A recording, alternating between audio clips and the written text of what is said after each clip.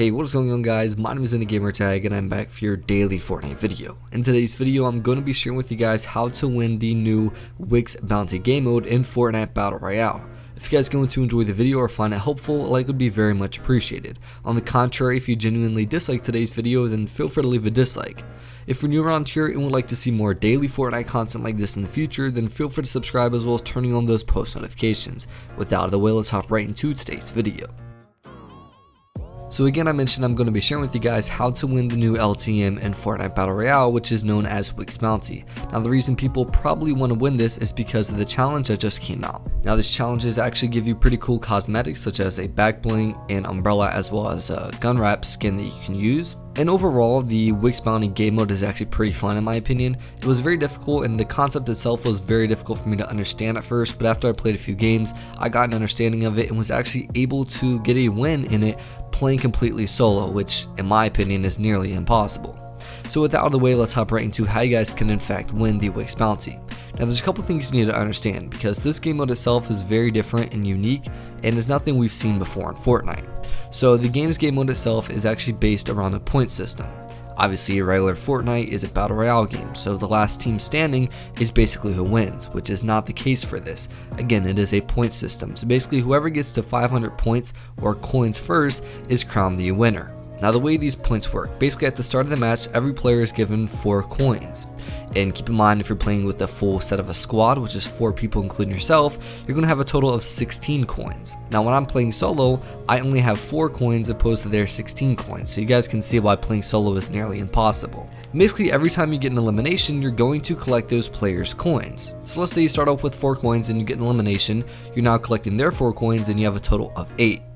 Now of course if you're playing with a squad and let's say you have 16 coins and collect 4, then of course you're going to have 20. And that's basically how it works. Basically every elimination you get, you collect their coins and it's added onto your total. So you guys can kind of understand how this game works. Basically if you were to eliminate a squad that has a total of 300 coins, you automatically collect all 300 of those coins. So basically everyone's coins get added up and up and up until the final like 3 squads are going against each other, and then you'll basically be able to collect such a massive amount of coins. So basically the playstyle that you need to use in this game is very different. Keep in mind you also have 3 lives, which is something we've never seen before. We have like a limited amount of lives set to a number over 1. So if you get eliminated, you can respawn a couple more times. Now once of course you're eliminated 3 times, you're out of the game. Now starting off in the game, you're given a blue tactical AR as well as a blue combat shotgun. So you immediately have weapons right off the bat.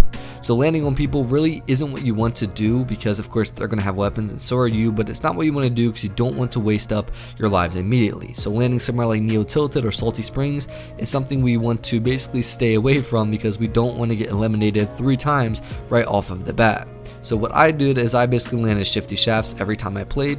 It's basically around Neo Tilted or other areas where I can definitely get a few eliminations off easily, but at the same time it's away from all of the smoke. When I land in Salty Springs, I'm able to collect obviously some materials and make my loadout in general a lot better. In this game mode, you'll never get anything below a green variant, I believe. I don't think there's any gray or white variants that spawn, so that's pretty good as well. You can expect to have a decent loadout, especially at the beginning or end of the game. You want to make sure as well that you do collect a lot of materials. And I mentioned this briefly that you shouldn't play solo. However, if you are, I guess you can use this and kind of replicate my game style, but keep in mind you want to play with a group of people because you can all combine your points and it makes it ridiculously easier. So if you can't find anyone to play with, like a full squad, then comment down below your epic name and just find a group of people to play with. Keep in mind you can cross platform, so if you're on Xbox you can play with PS4 as well as PC and vice versa. So definitely find a full squad of people to play with and utilize everything I share in this video. So I wanted to get that out of the way right quick.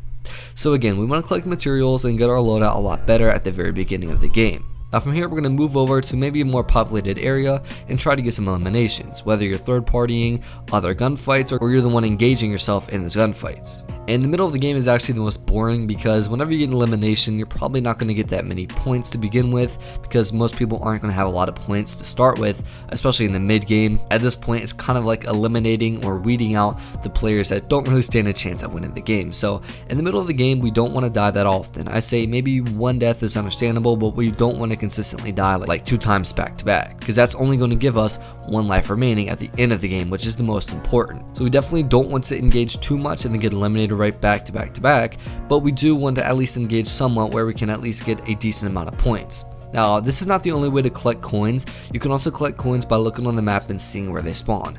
It'll basically have like a little coin icon, you can go over there and collect them.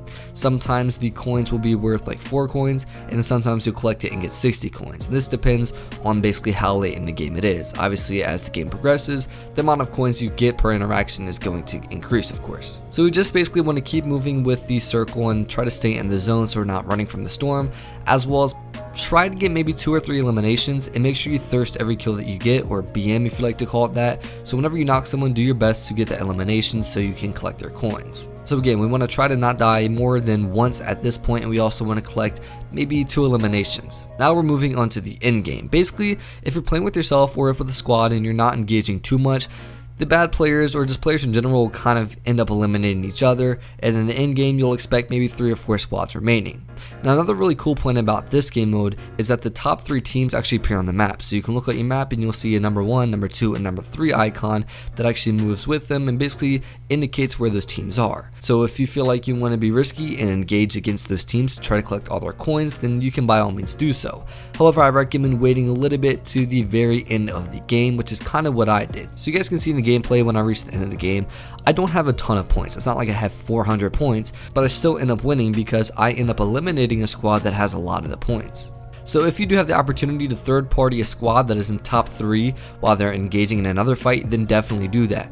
At one point I think there was a number 2 or number 3 spot that was in a fight, and I just knocked down one of their players and he fell all the way to the ground. And if you eliminate a top 3 placement squad and collect other coins, then you're now going to be placed at least in top 3. That's obviously how that works. So we still want to make sure that we're maintaining a decent amount of materials, have a decent loadout, and are not dying. If you have 2 lives remaining at the very end of the game, you're honestly in a very great position, because some of the other players more than likely only have 1 life remaining. Now this is where things get a little tricky. Basically, you want to make sure you're in the zone, but at the same time you don't want to be engaged too much, because again, we don't want to continuously get eliminated. So stay alive while still third partying other fights and trying to collect as many coins as you can. Eventually it'll reach a point where there's only going to be basically 3 squads remaining. It's going to be 2 other squads and then your own. Now in my game, basically I was in 3rd place with not a lot of coins. However, the top 2 placements have ridiculously high amount of coins and we're basically about to win.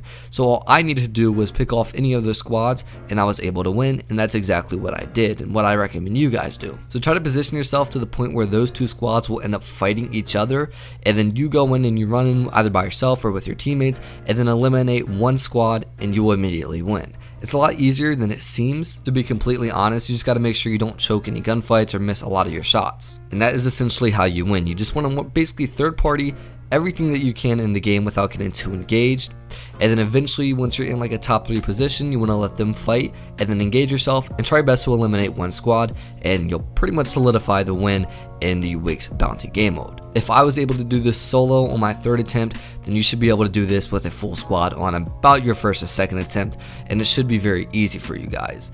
And that is basically how this game mode works. I think it's more confusing the concept of it all than it is playing it. So hopefully you guys enjoyed today's video or found it helpful. If you did, a like would be very much appreciated. On the contrary, if you genuinely disliked today's video, then feel free to leave a dislike. I'd also appreciate a comment letting me know what I can improve on for future videos to make them more enjoyable for you. And if you're new around here and would like to see more daily Fortnite content like this in the future, then feel free to subscribe as well as turning on those post notifications. Without a way, my name is Gamertag. Thank you all for watching, and I'll see you tomorrow. Adios.